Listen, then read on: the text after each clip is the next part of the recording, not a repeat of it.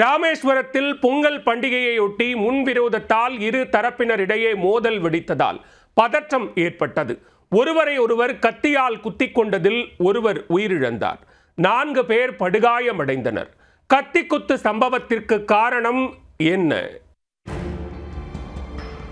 ராமேஸ்வரம் அடுத்த சேராங்கோட்டை மற்றும் தெற்கு கரையூர் ஆகிய 2 கிராமங்களைச் சேர்ந்தவர்களுக்கிடையே மீன் பிடிப்பதில் அடிக்கடி தகராறு ஏற்பட்டு வந்துள்ளது. முன்விரோதம் காரணமாக இவர்கள் பார்க்கும் போதெல்லாம் முறைத்து கொண்டும் அடித்து கொண்டும் இருந்துள்ளனர்.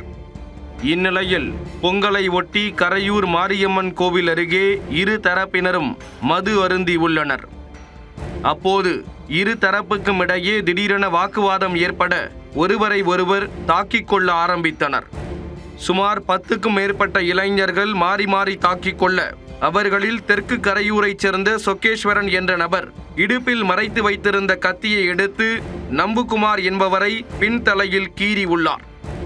இதில் நரம்பில் வெட்டுக்காயம் ஏற்பட்ட நம்புகுமாருக்கு இரத்தப்போக்கு ஏற்பட்டு கோயில் அருகிலேயே மயங்கி விழுந்துள்ளார்.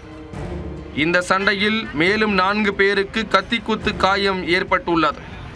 இந்நிலையில் தகராறு முடிந்த பின் நம்புகுமாரை சக நண்பர்கள் சோதித்து பார்த்தபோது அவர் மூச்சு பேச்சு இல்லாமல் கிடந்ததை கண்டு அதிர்ந்து போயினர்.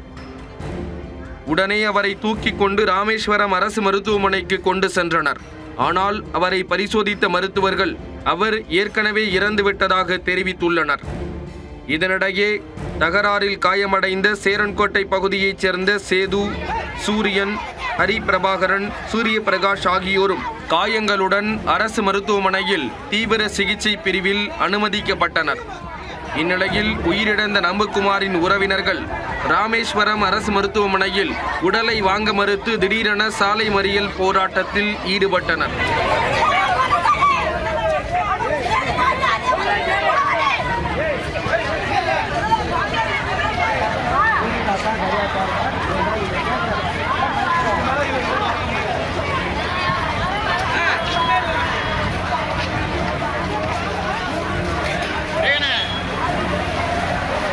இதனிடையே உறவினர்களிடம் போலீசார் பேச்சுவார்த்தை நடத்தினர். அப்போது கத்திக்குத்தில் ஈடுபட்ட முதல் குற்றவாளி சொக்கேஸ்வரன் மற்றும் அவருக்கு உடந்தையாக இருந்த கார்த்திக் சரண், ரஞ்சித் குமார், கருணாகரன், அயன் சரத்குமார், செல்வராஜ், நம்பு சரண் உள்ளிட்ட 8 பேரை கைது செய்து விட்டதாக போலீசார் தெரிவித்துள்ளனர்.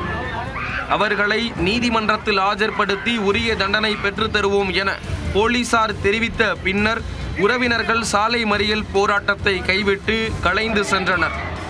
அதன்பின் ராமேஸ்வரம் அரசு மருத்துவமனையில் நம்புகுமாரின் உடல் உடற்கூராய்வு செய்யப்பட்டு உறவினர்களிடம் ஒப்படைக்கப்பட்டது.